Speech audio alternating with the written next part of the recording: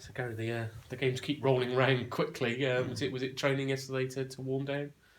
Yeah, it was like a recovery day, really, but even more than a recovery day, we use it as a review day. So we'll review the highlights of the game, highlights, lowlights. We don't sort of like brush over the things that we got to improve on. But at the same time, you got to say well done when it's things that they've done well. And there was a lot of things that we did very well. Our passing and our opportunities, the amount of times we got into the opposition's final third and penalty area. It'd have been nice to have had 3 or 4 goals, but maybe we should have done. I mean, on seeing the video back, we should have had a penalty when Harry Pell went down. It looked a little bit innocuous at the time, and I thought he'd done it himself.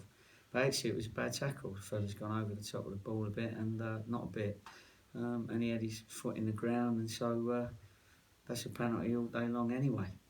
So we didn't get the penalty and lost the player for a couple of weeks. Yeah, how is Harry in the last couple of days? He's okay in himself because at the moment he's sort of walking on it, which is always good news. But just to make sure, he's going to have a scan today, and we'll know exactly how many days or how many weeks he's got to be out. But you don't think it's in the level of what Rob Dickey or Amari did? No, I mean that's what you're hoping, of course. Yeah. But it's in the same area. And surely you're not going to have a hat trick of flipping ankle injuries like that, long term ones, because we just keep coping each time. We get Dickey, Morgan, Downs. All of a sudden you're picking up, but the lads are still coming through it. That's the beauty of a good squad. Yeah, that is the case, isn't it? That Harry wasn't even actually in the starting lineup at the moment anyway. No, he wasn't, but there's still 14 games to go, so we need that squad back as soon as possible. How much have you read into Kidderminster's last 3 games? Obviously 3 good wins, Macclesfield and Eastleigh the last 2 as well. So yeah, well Colin Gordon, who's taken over, has obviously been around football, and he's obviously had his own sort of ideas. And I think Hockaday really, their ideas were similar, where they tried to play, and Colin's no different. He's trying to play. He's brought in some players that are comfortable on the ball and can pass it, and they've got a couple of threats, bit of work rate. So it's you got to look at it where they are in the current form table. You can't look at it where they are overall, because it's a newish group and a new manager. So we have to treat them like they're in the top 6, which they are, of the current form table over the last 6 games. Over the last 3 games, they're up the top with us. Yeah. How does the carrot of going 4 points clear sort of mask that and give you something else to concentrate on rather than the game? I think if it gives you 1%, it's good. If it gives you 10, then great. It's whatever motivates you really. But our motivation is just to keep our good run going, keep performing, like we are. We're looking like we deserve to win football matches, and the boys are showing great resilience under sort of pressure of being top of the league. And to me, they look like they're enjoying their football. Sometimes a little bit too much when we start doing all the Billy Buckling tricks and things. We don't want too many of them. But no, generally, I'm really pleased with how all the boys are coping.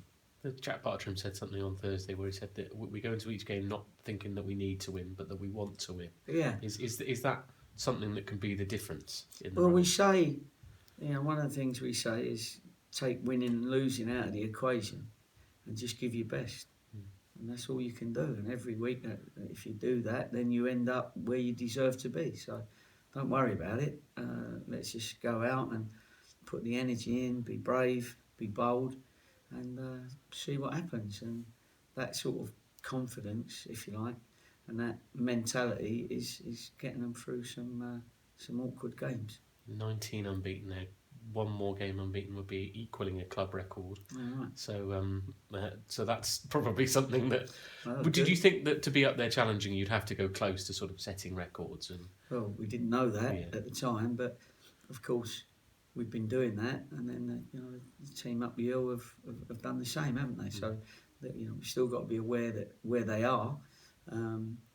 Generally, if a team goes 20 wins and however many, 20 without losing, but it must be about 14 wins, 15 wins or something. 13 wins out of the last 15. Out of the last 15, and you're still looking over your shoulder, sort of thing. Normally, you've dropped most teams off by now, but listen, we've done it. That's what we've done, and that's why you go each game as it comes. Because if you'd have said 19 games ago, you wouldn't have. We're going to be undefeated. You'll be saying you're having a laugh. So that's each game, and the next game's important, and then we keep having to see where we are from there. But what we know is if we equal everybody else's results, we win the league. It's Danny Wright, 19 for the season, his best ever goals total, he was telling us. Yeah, but does that count if you break your own record? Do you know what I mean? I've broke records before. I've driven here quicker than I ever done before this morning. I broke my own record. Obviously, he's got power to add in 14 games. Did you think that he was capable of being that 25, 30 goal a season striker, which he could be? Well, I hoped he would be. I don't know about 25, 30, but what you knew is that he had enough about him when I watched him a few times and watched his videos that with a bit more fitness, a bit more guidance, a bit more... Actually, if you want to score 30, you're going to have to get nearer the goal more often and pick up the easy goals, pick up the little tap-ins, pick up the rebounds, pick up the ones that come off the post or the goalie. You get 10 of them a season. To go with his undoubted ability and then bring a team that when he is in the danger area can find him, then you've got a chance. And I just, Danny, as you know, everyone will know now through all the YouTube clips, and he's a great personality, really good, calming personality. And he don't really get fazed by much. And he's a bloke about the place that's doing his job, and good on him. And he looks like, and he says that he's really enjoying it, and he's had his new baby, and everything's hunky-dory at the moment. So if we can get him into the league as well, that would have been a fantastic season for him. 9 in 4 between the two Dans up front, Danny Wright and Danny Allman, which is terrific return. It's a very good return, and we could have had another couple with Billy that took a couple of his chances from another striker. He did well to get there, but it was unlucky one cleared off the line, and they defended the other one. But no, it's going very well, that side of it. Certainly, nobody's asked me about a striker for a little while. I knew Dan would come in.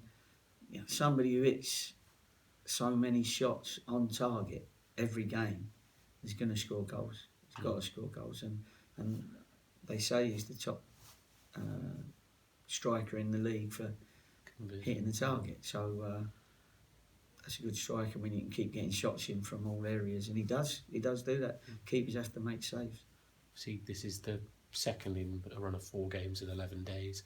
I think you mentioned that you might shuffle the squad around to not so much fit the opposition, but to keep players fit. Is that still very much in your mind? Well, I've been able to get them on. Harry got on pretty early and then had to come off pretty early, so that mucked that idea up for him.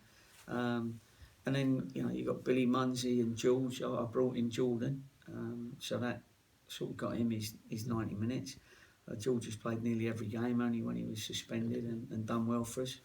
That group, Munsey, Billy, Pelly, and George, they got us top of the league. But I've been really pleased with the way the lads that have come in and done well. It proves that our due diligence is working well, and our us looking for the players that can fit into our family, our personality, and then our commitment. It's not always easy, and but these lads have Burgess, I thought, was fantastic on Saturday.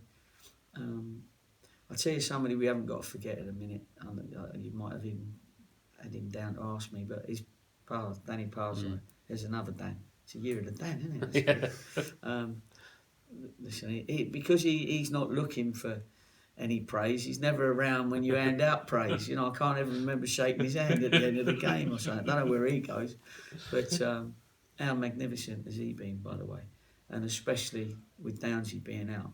You know, he has taken on that a relatively young and inexperienced back four, and come out of it. You know, as their father figure and as their experienced confidant that he is, and so he probably don't listen to this anyway. So, but it's good. I'm getting at least I get it out of my head. He's been magnificent. He called himself a dinosaur. He's not on Twitter. Doesn't do social media. He's like an old-fashioned footballer, isn't he? Oh, well, man after my own heart. And that's why we brought him in.